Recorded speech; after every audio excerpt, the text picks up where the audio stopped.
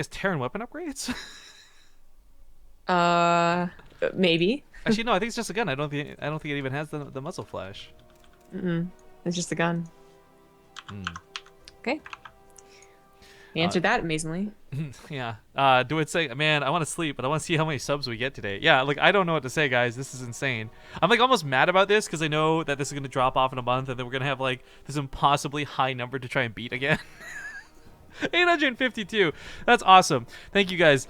You're watching the Ting Open, and this is the ace match in the best of 3. Winner of this fight's Keen, winner of that fight's Snoot, and then we're all done. So getting closer and closer to the end of the broadcast. Spawning here on the top left side of Lirlac, it's the Teal Terran player, Healer. In the bottom left as the red Protoss, he's NaNiwa.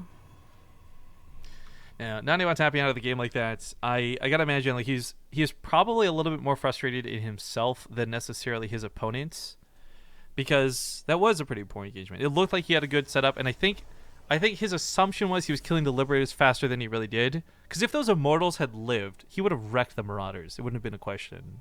But once you fall behind against Marauders, it's really hard to come back against Marauders when you don't have charge lots as part of your main composition.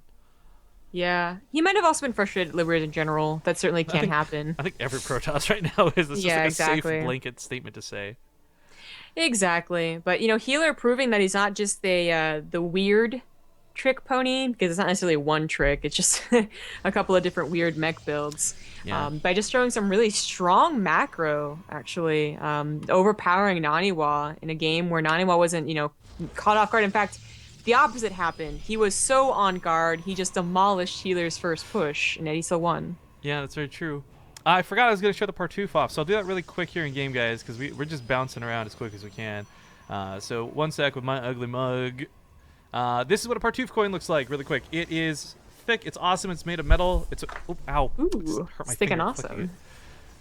Okay, Zombie, calm down. And yeah, we minted. It's not even made. We minted a ton of these coins. It has base trade TV etched in it as well, and it's just like a commemorative thing for those that have been subbed for a year. You cannot buy one. People have offered us actually way more money than they're worth, but the point of it is it's special for a reason, and it's because we don't give it out to just anybody who asks. You have to be subbed to the channel for 1 full year to do it, because you've been part of the community for so long. It's the best way to show it. I think some of the coolest things we've seen too is we've had some subscribers I've met at events like actually just turn it into like a medallion and they wear it around their neck, and I was like, man, I kind of want to do that, but I don't know how to pull off jewelry. Guys have such a hard time pulling off necklaces in particular without looking kind of tryhardy. Yeah, to be honest. exactly. So I feel for you for that one. Maybe I'll like string a bunch of them together and make like a chainmail armor out of it. Um, That would look cool I mean, for sure. I think you're the one that noted that my Kara necklace looked a lot like a Partouf when you first saw it. Maybe I should just do it with the. I should wear the Partouf necklace. Be a good way to represent. Thank you, Average J. Another subscriber comes in as we get closer to the end of the broadcast. Ooh. Thank you so much. You are And not an Healer. Average J. You are not. You're He gets aggressive. exceptional, Jay. And he follows up with a Yes. Banshee. Yes, so one basing it up. Now there's a bunch of variations of the one base, so even if anyone had scouted this, it would be like question marks to what it actually was. The probe would have been shoot away before he saw. So whether it's an aggressive cyclone, whether it's cyclone waiting for something else, whether it's a Hellion drop, or Banshees was all up in the air, and it's cyclones that didn't really have to leave. Cyclone could have still continued to try and poke and prod, Yeah, we've and actually fought up the Banshee. was it like reality and such? We've seen so many like good cyclone usages, but unfortunately not taking advantage of it. I really wish that Healer had gone for more cyclones, but he swapped the factory over to the tech lab, the starport. And I don't know how much the Banshees are going to do. An Observer is bothering to be made, but there's not a whole lot of anti-air. That's like an Immortal and then now 2 Stalkers. Yeah, and funny enough, Stalkers actually do take a fair amount of shots to kill a Banshee, as it is a light unit, not armored. We're just so used to Stalkers killing medevacs so easily because those are armored units. But, well, I guess done with this attack for now. Another sub comes in. Gorbachev. Tear down 91. this wall, Mr. Gorbachev. And so I was born too, buddy. 91 hype. Thank you for subscribing to the channel. Some of these people are going to be here for just a month, and that's totally fine. Some of you are setting out on your journey for your first part 2. Either way, thank you guys for joining us. 854 is Mr. Gorbachow. Now for healer, actually, his defense is pretty sick. Like, no matter what early push NaNiwa brings, whether it's a Warp Prism, whether it's DTs, whether it's like fast Zealots again, the setup of what he has, well, it's this weird sort of, almost like an MMO party worth of units. It's actually pretty good. He actually has like one of everything. This is like a grab bag. He's missing a Marauder. That'll come eventually. This is almost like the Christmas song, right? Like, 12, yeah. I know 3 air units, 2 mechanical, 5 when I was in like Marines. when I was like in a 4th grade or something like that, they tried to make us memorize all of the popular Christmas songs and then have us sing, you know, very, very poorly. And I could not remember any of them. I swear to God. I hated Christmas songs in the first place, and then I could only remember like the rockin' one. Oh crap. The one that's like in Mean Girls.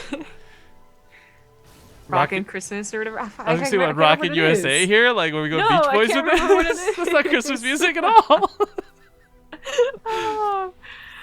all. Jingle Bell Rock.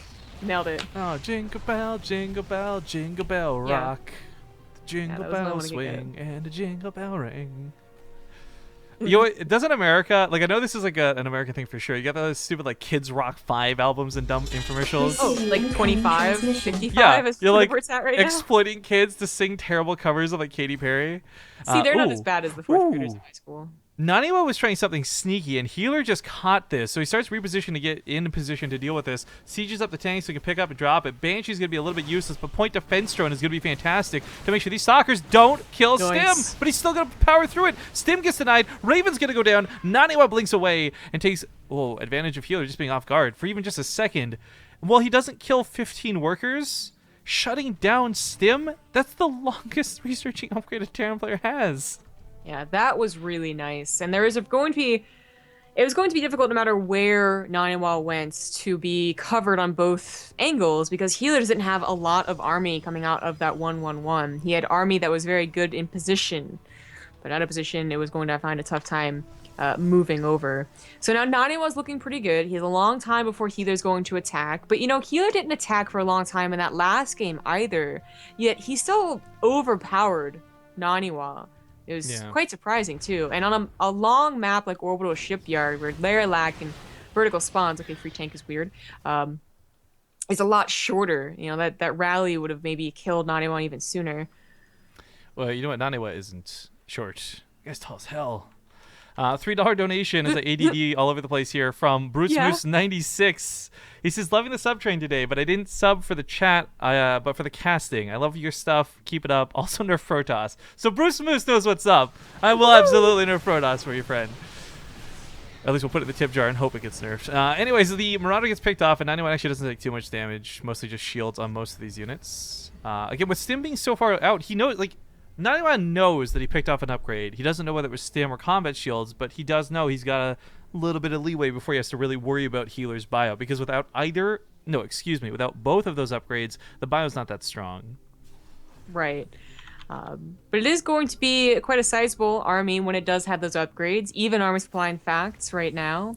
The Archons are rather scary, and Healer, he can try and push with this. Like, the tanks maybe get a good position, and they will just blast away, do a lot of extra splash damage, but without ghosts, without a third CC, this is feeling pretty dedicated.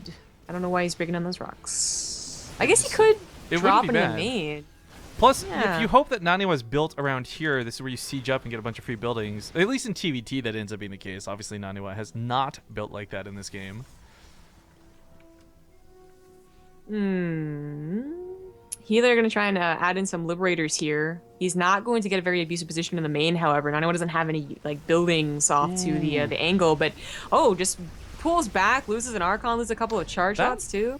The Time Warp actually would have been really sick if they'd been positioned a little bit closer to the ramp. But yeah, being down like this, Time Warp is very weird. It does not really do well nowadays. It lasts too short for how long it takes to actually trigger. But the old Time Warp was also broken as fuck, so it kind of has to be this way, which kind of sucks. He's going for a flank, though, and Zealot's flanking on tanks. They do have charge. They get in there pretty quickly. The front line's being broken here. Photon Overcharge going ham. The Immortals destroying the Marauders, and the Zealots do clean up a majority of the tanks, but that's still a lot of bio. Yeah, it is. The last Archon's going to go down here. The Immortals are just powering through most of the units, though. It's very close, but remember that NaNiwa's on 3 bases and Healer's only on 2. Yeah, and NaNiwa's got an eye on that as well, so he knows that that's a pretty good position to be in. He's actually checking for secret bases. I love this. There's so many times, like, you know, I think this sort of move goes underappreciated because you will have that once in a while game. Someone takes a secret base and they get stupid far ahead from it. But NaNiwa now confirming that it is, in fact, just the 3rd base going down now, I think he's feeling pretty comfortable taking a questionable engagement there. LSR, I'm sorry, I'm missing this out in chat. Bobble's saying he needs to message me. I guess if he's missing a part 2 for something. Here's the thing, guys. We don't really have a way to tell if you receive your part 2s. They cost quite a bit to send out, so we just kind of mail them and hope for the best and buy decent packaging for them. We've had, I think, a grand total of like 2 out of like 250 come back as returned and 3 get lost in the mail. So it does happen from time to time. But if you feel that you should have had yours a long time ago, please let us know so we can send them out to you. We love... I've got like 500 of these damn things. Yeah. I can't wait to send them to everybody. Most Recruit's going to get sniped here. One last Desperate puts an overcharge, and one that's... I guess it does kind of reach.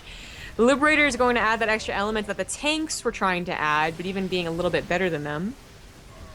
Very quickly dispatches of that Archon. Liberators are so finicky to deal with. The stalker count is bleeding out very, very quickly. He's actually not going to have enough to keep pushing into said Liberators.